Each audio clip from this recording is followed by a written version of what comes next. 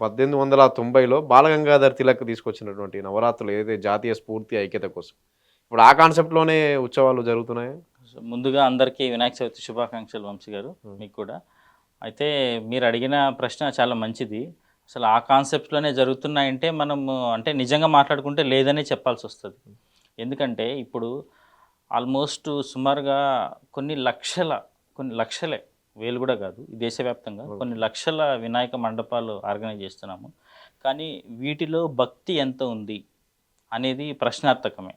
నేను ఈ పాయింట్ ఎందుకు మాట్లాడుతున్నానంటే కాంట్రోవర్సీ అవ్వాలనే ఉద్దేశ్యం కాదు. లేకపోతే ధర్మాన్ని గానీ, మన హిందూ బంధువులను గానీ విమర్శించడం గానీ మన ఉద్దేశ్యం కానే కాదు. మన ధర్మం గొప్పతనం ఏందంటే ఏదైతే ఒరిజినల్ కాన్సెప్ట్ ఉందో, ఏదైతే ఆధ్యాత్మికత అనేది ఉందో, ఏదైతే ఒక ఆచారం అనేది ఉందో, ఏదైతే సంస్కృతి అనేది ఉందో, వీటిలో ఎప్పుడైనా కొంచెం అటు ఇటు అయినప్పుడు, పొరపాట్లు జరిగినప్పుడు వాటిని సంస్కరించుకొని ముందుకెళ్ళే గొప్పతనం మన ధర్మం ఉంది. మిగిలిన ధర్మాలకి మనకి డిఫరెన్సు అదే మన గొప్పతనం అది. అందుకనే చాలా ఆచారాలు దురాచారాలుగా మారి, చాలా ఆశ్రమాలు వర్ణ వ్యవస్థలాగా మారి, దురాచారాలుగా మారి, ఇప్పుడు వర్ణ ఆశ్రమం నుంచి కుల వ్యవస్థలాగా మారిన మనం సంస్కరించుకొని ముందుకెళ్తున్నాం. కాబట్టి మీరు అడిగిన ప్రశ్నకి సమాధానం ఏంటంటే అలా లేదు. సో, అలా అయిన దానికి కారణం ఏందంటే మనకు అవగాహన లేకపోవడము. అసలు ఎలా స్టార్ట్ అయింది? ఏం జరుగుతుంది? అనేది మనకు అవగాహన లేకపోవడం వల్ల అది జరిగింది. దాన్ని కరెక్ట్ చేసుకోవాలి ఖచ్చితంగా. మీరన్నట్టు బాలగంగాధర్ తిలక్ గారు మనం ప్రజలందరినీ హ్మ్. ఒకచోట గుమికూడిన చేర్చిండు. ఆ! తర్వాత జాతీయ ఉద్యమంగా మార్చారు దాన్ని. స్వతంత్ర ఉద్యమం కోసం జాతీయ స్ఫూర్తి అందరూ జాతీయ వచ్చి ఉద్యమంలో స్ఫూర్తిని పాల్గొనేందుకు. పాల్గొనేందుకు హ్మ్. వినాయక మండపాలన్నింటిని కూడా స్వతంత్ర స్ఫూర్తిని రగిల్చినాయి అందరికీ. హ్మ్. అసలు ఈ ధర్మం ఏంటి? ఈ దేశం ఏంటి? మనకి స్వతంత్రం ఎందుకు రావాలి? ఈ కాన్సెప్ట్స్‌ని డిస్కస్ చేసుకోవడానికి ఒక ప్లేస్ ఉండేది కాదు. సో, వినాయక మండపాల్లో మన వాళ్ళకి భక్తి, భగవంతుడు అనేది అసలు ఈ దేశం కర్మభూమి, జ్ఞానభూమి, ధర్మభూమి. కాబట్టి భక్తి పేరుతో ఈ దేశంలో ఏదైనా జరగని మీరు రాముడి పేరుతో చేయొచ్చు. సో, మీరు అంటే సినిమాలు తీయడం దగ్గర నుంచి రాజకీయాల వరకు బ దేవుడి పేరుతో చేయొచ్చు. ఎందుకంటే ఈ దేశంలో పుట్టిన ప్రతి ఒక్కరికి దేవుడు అనేవాడు ఫస్ట్ ప్రైమ్ ఇంపార్టెన్స్. ఆధ్యాత్మిక అనేది మన నరనరాల్లో ఉంటది కాబట్టి, సో, భగవంతుడు దగ్గర అందరూ గుమికూడతారు. ఆ టైంలో మనం అనుకున్న స్వాతంత్ర ఉద్యమం స్ఫూర్తిని వాళ్ళందరికీ రగిల్చి ముందుకు తీసుకెళ్లాలన్న ఆలోచనతో ప్రారంభమైంది. సుమారుగా 9 రోజులు చేయడం అనేది. పూణేలో స్టార్ట్ చేశారు బాలగంగాధర గారు. స్టార్టింగ్‌లో ఆయన స్టార్ట్ చేసినప్పుడు ప్రారంభంలో చాలా వ్యతిరేకత వచ్చింది అది. ఆయనకి. సో, చాలా తక్కువ మంది సపోర్ట్ చేస్తారు. అప్పట్లో ఉన్న ఆయన కాంగ్రెస్ పార్టీలో ఉండి ఆ పార్టీ నుంచి ఆయన బయటకు కూడా వచ్చేయాల్సొచ్చింది. ఎందుకంటే ఈయన అతివాదిలాగా అతివాది. ముద్ర ఆ! అతివాది. పడిన తర్వాత. సో, ఆ స్ఫూర్తి అయితే ప్రస్తుతానికి లేదు.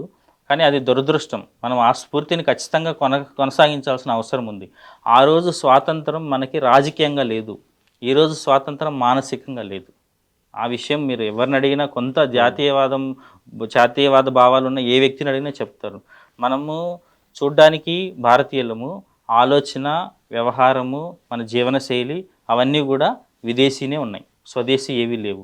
సో, ఈరోజు మళ్ళా గూడా వినాయక చవితి సందర్భంగా నేను కోరుకునేది ఏందంటే, మళ్ళా ఆ స్ఫూర్తితో ఏదైతే బాలగంగాధర తిలక్ గారు ఆ స్ఫూర్తి రగిల్చారో, ఆ స్ఫూర్తితో పండగ చేసుకోవాల్సిన అవసరం ఎంతైనా ఉంది. వినాయక చవితి పండగ అంటే ఒకప్పుడు అంటే ఒక 30, 40 ఏళ్ల కిందట పూజ గాని, మండపాలు గాని అన్నీ అరటాకులతో ఇట్లా ఉన్నాయి. కానీ ఇప్పుడు మండపాలు చూస్తుంటే మొత్తం లైట్లు, హంగామా ఇవి ఇవి అంటే అవన్నీ చేయడం తప్పని కాదు గానీ, ఇంత ఖర్చు ఇంత ఇది పెట్టి ఇప్పుడు పండగకి సంబంధించి సందేశం గాని, ధర్మానికి సంబంధించిన సందేశం గాని మిస్ అయితున్నట్టు ఎక్కడా కనిపించట్లేదా? అంటే చెప్పడంలో భక్తులు రావడంలో గాని, చెప్పడంలో గాని. అదే మనము అసలు విషయాన్ని వదిలిపెట్టేసి కొసరికి ఎక్కువ ఆర్భాటం ఇంపార్టెన్స్ ఎక్కువ కనిపిస్తుంది. ఆర్భాటం ఎక్కువ కనిపిస్తుంది. భక్తి తక్కువ కనిపిస్తుంది. మీరన్నట్టు అది ఒకప్పుడు మట్టి వినాయకుడిని తయారు చేయడం వల్ల చాలా అంటే మన ప్రతి పండగ తీసుకోండి వంశీ గారు మీరు. ప్రతి పండగలోన చాలా శాస్త్రీయత ఉండేది. మనిషికి శారీరక, మానసిక ఆరోగ్యం వచ్చేది. మీరు ఏ పండగన్నా తీసుకోండి. అట్లనే వినాయక చవితి కూడా. ఇప్పుడు వినాయక చవితికి మనం ఆకులు ఏవైతే తీసుకొస్తామో వాటిని అమరుస్తాం కదా! వాటి అవును. కోసరము కొంత అడవులకి, గుట్టలకి అట్లా ప్రయాణం చేసేది. అసలు ఆ ప్రకృతి ఎకోసిస్టమ్ మనకు అర్థమయ్యేది. మనం ప్రకృతిలో చానా రాళ్ళకి, చెట్లకి, ఆకులకి వీటంతా కూడా హీలింగ్ పవర్ ఉంటది. అప్పుడు ఎంత ట్రీట్మెంట్‌లు ఆకులు, పసరు వీటితోనే అవును. కదా! అవి అవి అవన్నీ సైంటిఫిక్. అవన్నీ ఊరికే ఫేక్ ముచ్చట్లు కాదసలు. అంటే మనోళ్ళు అనుకున్నట్టు అంటే మనకు తెలియదు. మనకు తెలియందంతా అది కాదు అని అనుకోవడం పొరపాటు. సో, అట్లా చేసేవాళ్ళు. ప్లస్ ఇప్పుడందరూ కూడా ఏదన్నా స్కిన్ డిసీజ్ గానీ, అలర్జీ డిసీజ్ గానీ ఉంటే మట్టి థెరపీ అని ఉంటది. మట్టితో ట్రీట్మెంట్ హ్మ్. చేసుకోవడము. అట్లంతా కూడా. సో ఇదంతా ఇప్పుడు వినాయకుడిని విగ్రహాన్ని తయారు చేయడము, బంకమట్టిని తీయడము, ఇప్పుడు చెరువులో ప్రత్యేకంగా పూడిక తీత అట్లాంటి పని లేదు. ఇందులో చాలా ఆస్పెక్ట్స్ ఉంటాయి. మనోళ్ళు ఒక్క ఆచారాన్ని పెట్టారంటే అది శాస్త్రీయంగా ఉంటది, ఆధ్యాత్మికంగా ఉంటది, మనిషికి ఆరోగ్యాన్ని ఇచ్చేదై ఉంటది. చాలా యాంగిల్స్ ఆలోచించి మనోళ్ళు ఒక ఆచారాన్ని పెడతారు.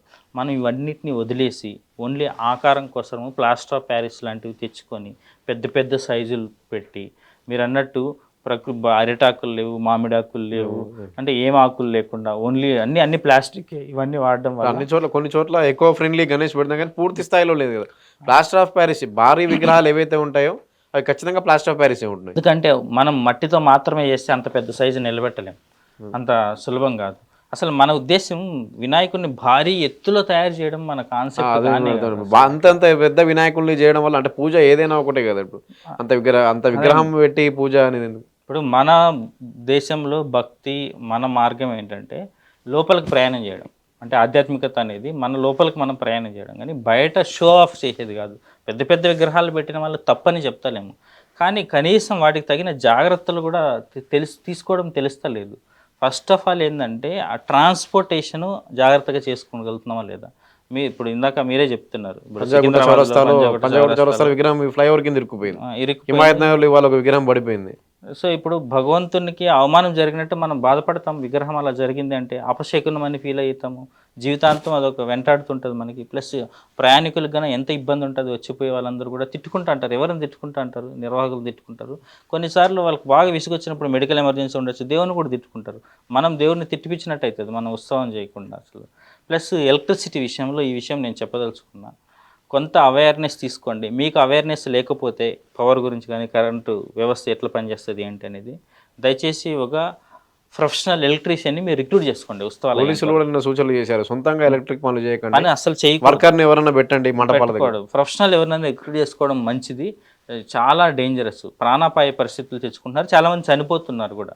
ఇది మంచి విషయం కాదు. మనం పండగ రోజు ఇంట్లో దుఃఖాన్ని, ఊరంతా విషాదాన్ని అట్లా నింపకూడదు. మన పండగలు మనల్ని ఆధ్యాత్మికంగా ఉన్నతిని చేయడం కోసము, మనలో జాతీయ భావాలను రగిలించడం కోసము, మనల్ని ఉన్నత స్థితికి తీసుకెళ్ళడం కోసము, మనలో ఒక యూనిటీని తీసుకురావడం కోసము పెట్టిన పండగ పేరుతో మనము అనవసరంగా ఇట్లాంటి అంటే దురదృష్టకరమైన సంఘటనలు జరగడం వల్ల పండగకి చెడ్డ పేరు వస్తుంది, మనం కూడా జీవితాంతం బాధపడే పరిస్థితి ఉంటుంది. గణేష్ విగ్రహాలు ఒక 15 ఏళ్ళు 20 ఏళ్ళ కిందట గ్రామానికి 2, కాలనీలు అయితే ఒక 5-6 కాలనీలు ఒకటి.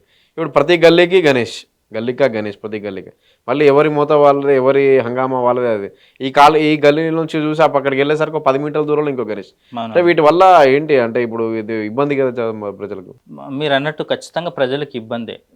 అంటే ట్రాఫిక్ అంతరం ఏర్పడుతుంది, ఎక్కడ చూసినా ఎలక్ట్రిక్ వైర్లు ఉంటాయి. వీళ్ళు పెట్టినారని చెప్పి వాళ్ళు నెక్స్ట్ ఇయర్ పెద్ద సైజు పెట్టాలనుకుంటారు. లోకల్ లీడర్స్ కూడా స్పాన్సర్స్ చేసి పెట్టిస్తామని వాడి ప్రమోట్ కోసం యూత్ను రప్పించుకొని లోకల్ లీడర్స్ కూడా పెట్టించుకుంటా ఉంటారు. ఈ విషయంలో ఒక్కటేంటంటే చేతులెత్తి మొక్కేది ఏంటంటే దయచేసి ఈ ఆధ్యాత్మిక కార్యక్రమాలని, గణేష్ మండపాలని రాజకీయాల కోసము లేకపోతే ఏదైనా పబ్లిసిటీ కోసం ఉపయోగించుకోకూడదు. ఇప్పుడు మనం అవి వేరే స్టేజ్ల మీద చేయొచ్చు. రాజకీయ వేదికలు ఉంటే రాజకీయ వేదికలు చేసుకోవచ్చు, మనం పబ్లిసిటీ వేదికలు ఉంటే పబ్లిసిటీ వేదికలు చేసుకోవచ్చు. మనం అట్లా మిక్సప్ చేయకూడదు, అది మంచి పద్ధతి కాదు. దానివల్ల మనం ఏదైతే పర్పస్ ఏదైతే ఉందో పండగకి దాన్ని నెరవేర్చడం కాకుండా మనకి ఇంకా చెడు జరిగే అవకాశం ఉంటుంది.